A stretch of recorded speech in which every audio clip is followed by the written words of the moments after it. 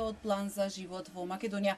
Обезбедив двајца соговорници, стари кичевчани, станува збор за Жарко Стојановиќ и Роберто Дамески. Ви благодарам што прифативте да бидете дел од мобилното студио на телевизија Нова. Благодарам и ние. Господине Роберто, еве на почеток би сакала да ве прашам каква е гласачката навика на кичевчани? Кога излегуваат најчесто кичевчани да гласаат и дали се сеќавате на некои инциденти како поминуваат овде изборните денови? Па гласачките навики на кичевчани се да излезат наутро, да завршат својата работа и да одат нормално на своите работни места. Мада сметам дека сега, во последно време, со поголемите вработувања, мислам дека излезноста ќе биде во попладневните часови, малце поголема. Така. Инциденти нема, никогаш и немало некакви инциденти во Кичево, се било мирно, се било добро. Мислам дека се луѓето културни, фини и паметни. Се надеваме дека тоа ќе биде и така на 11 декември. Господине Стојановиќ, ајде малку околу изборната кампања. Вечерва ве посетува Социјалдемократскиот сојуз, вие излеговте тука во центарот на градот да ги слушнете пораките од опозицијската партија, од коалицијата предводена од СДСМ. Во сабота тука доаѓа коалицијата предводена од ВМРО-ДПМНЕ. Што очекувате, какви пораки, што очекувате да ви презентираат политичарите? Сите сме сведоци дека почетокот на кампањата почна некако многу тензично. Очекувам сите партии да ги смират тензиите во понатамошниот тек на кампањата.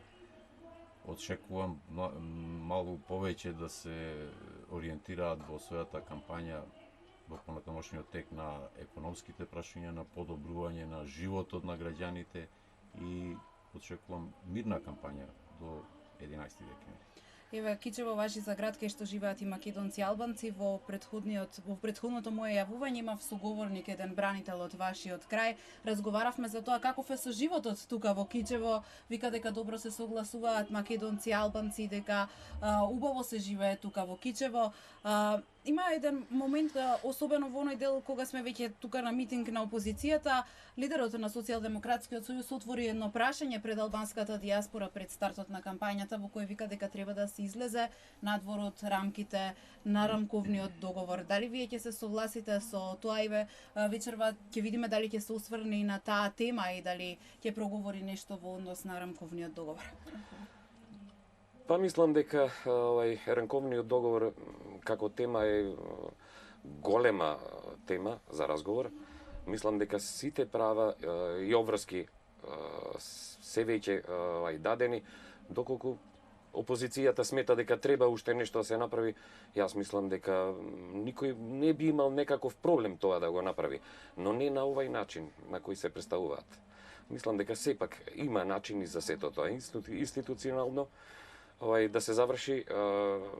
Не знам што би рекол мојот соговорник, ја би го препуштил.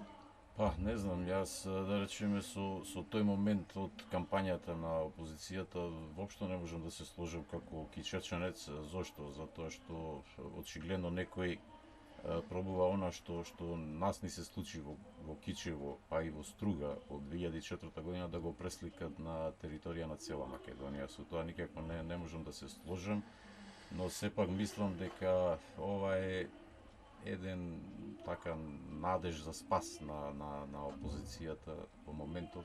Зошто? Затоа што веројатно тргна со погрешни чекори и погрешна кампања.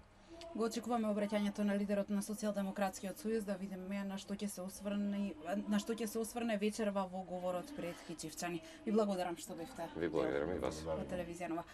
Анита, тука се одјавувам. Колешката Јана Јосифовска е со мене. Надворе го следи митингот на Социјалдемократскиот сојуз во моментов, односно штото го заврши обраќањето од тоа што го слушам од надвор на носителот на листа во питата изборна единица од коалицијата предводена од СДСМ Радмила Шеќеринска. Се јавуваме нешто повторно подоцна, ќе се обидувам и понатаму да обезбедам соговорник од Социјалдемократскиот сојуз или некој од кандидатите за пратеници од тука од овој крај.